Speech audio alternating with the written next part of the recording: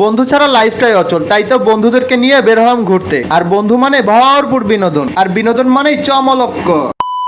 Hello everyone, আসসালামু আলাইকুম। So guys, আজকে যাচ্ছি আমরা নাটোর উত্তরা গণভবনে, আর আমার সাথে যাচ্ছে আমার বন্ধুরা যারা আপনাদেরকে চমলক্ক বিনোদন দেয়। রাস্তায় যেন শেষ হয় না, রিকশাওয়ালা মামা তো এত জোরে টানতেছে, তারপরে মনে হচ্ছে রাস্তা শেষ হচ্ছে না। যাই হোক, অবশেষে রিকশাওয়ালা মামা রকেটের গতিতে আমাদেরকে নিয়ে আসলো নাটোর উত্তরা গণভবন। গণভবনের মেন গেটে একটি আকর্ষণীয় ঘড়ি আছে, যেটা প্রতি ঘন্টায় ঢং ঢং করে বেজে ওঠে। এই ঘড়িটির ঘন্টার আওয়াজ প্রায় 5 কিলোমিটার দূর থেকে শোনা যায়। রিক্সা থেকে নেমেই ভাবছিলাম ভাড়াটা আমি দিব, কিন্তু কি বলবো, আর বন্ধু আমাকে এত ভালোবাসে তো ভাড়াটা সেই দিয়ে দিল। বন্ধু ভাড়াটা দিয়ে তো অনেক খুশি। আসসালামু আলাইকুম বড় ভাই। ভাবছিলাম বন্ধুকে একটা সালাম দিই, যাতে টিকিটের টাকাটাও সে দেয়, কিন্তু তার হলো না, টিকিটের টাকাটা আমাকেই দিতে হলো। আন্টিটা এমন ভাবে টাকা আছে আমি যেন কোনো অপরাধ করে ফেলছি। আমার ভুল হচ্ছে, হ্যাঁ আমার ভুল হচ্ছে, ক্ষমা করে দেন। আন্টির কাছে ক্ষমা টমা নিয়ে চলে আসলাম টিকিট কাউন্টারে। ওরে ভাই রে ভাই, এত ভিড় টিকিট কাউন্টারে, কতক্ষণ যে দাঁড়ায় থাকা লাগবে তার নাই ঠিক। যাই হোক, পিছন থেকে মিজানো সুমন ধাক্কা ধুক্কা দিয়ে আমার সামনে পাঠাই দিল। যাই হোক, ভালোই হলো, তাড়াতাড়ি টিকিটটা পেয়ে চলে আসলাম গেটে। গেটে টিকিটটা দিয়ে ভিতরে প্রবেশ করতে আমার মাথা ঘুরে গেল মানুষ দেখে। এত মানুষ, অনেকেই বের হয়ে যাচ্ছে, তবে বেশিরভাগ মানুষই ঢুকতেছে। এখন বিকাল টাইম, তাই তো আবহাওয়াটাও সুন্দর ছিল। চারিদিকে শুধু সবুজ আর সবুজ, সবুজ শ্যামল গাছপালাতে ফুলের সুবাস। গণভবনটা পুরোপুরি ফুল দিয়ে ভরা। আমিও সেলফি তুলতে শুরু করলাম। আজকে প্রচুর ছবি তুলতে হবে, কারণ অনেক দিন পর গণভবনে আসছি। গণভবনটা শুধু ফুলেই ভরা না, কিছু পরিও আছে।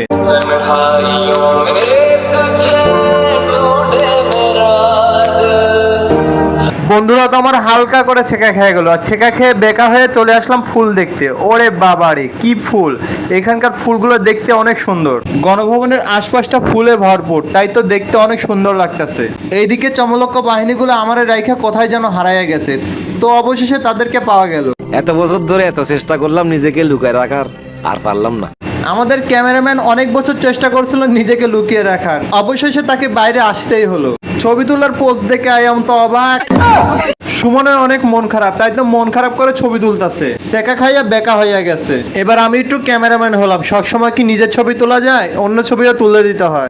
সবাই উপরে উঠে ছবি তুলতেছে, তাই ভাবলাম আমি একটু উপরে উঠে ছবি তুলি, কিন্তু আমি উঠছি গাছের উপরে। গাছটা অনেক সুন্দর ছিল, অনায়াসে গাছের উপরে ওঠা যাচ্ছে। আপনারা যদি আসেন তাহলে অবশ্যই গাছের উপরে ছবি তুলবেন। ছবি তোলা শেষ, সবাই বলতেছে ভিতরে একটা চিড়িয়াখানা আছে, তো সেটা দেখার জন্য আমরা যাচ্ছি। দেখি চিড়িয়াখানাতে কি কি আছে। আমার আবার জীবজন্তু দেখলে অনেক ভয় লাগে, তো দেখা যাক সেখানে ভয়ঙ্কর কিছু আছে কিনা। এখানে এসে দেখতে পেলাম একটি বাউন্ডারির মধ্যে অনেকগুলো হরিণ রাখা। হরিণগুলো দেখতে অনেক সুন্দর ছিল। চিড়িয়াখানাটা এতটা বড় ছিল না, যার কারণে এখানে বেশি পশু ছিল না। আমি ভিতরে হাত দিতে আমার হাতে তো কামড় দিতে লাগলো। আমি তাড়াহুড়া করে হাতটা বের করে ফেললাম। এরপরে চলে আসলাম ওস্তাদের কাছে। ওস্তাদ দেখি বৈশা আছে। ওস্তাদ মনে হয় আমারে চিনতে পারছে, এই জন্য তো আমারে কামড় দিতে লাগলো।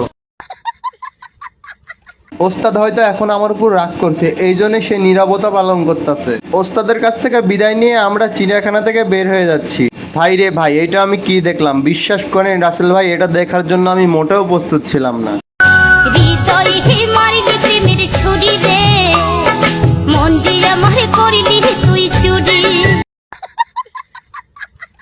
সুমন একটু বেশি ভাব নিতেছিল, এই জন্য তার একটু হালকা করে ছেঁকা দিয়ে দিলাম।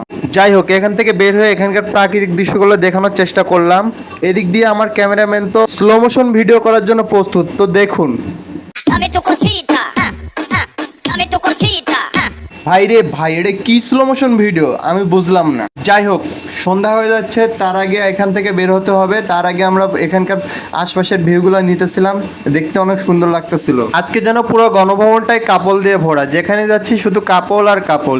কেউ বা ছবি তুলে দিচ্ছে, কেউ বা হাত ধরে নিয়ে বেড়াচ্ছে, কেউ বা আবার ফটোশুট করতে ব্যস্ত। এগুলো দেখতে দেখতে হতাশে ভাঙা মন নিয়ে চলে আসলাম বাইরে। ভিতরে আর থাকা যাবে না, কারণ সন্ধ্যা হয়ে যাচ্ছে।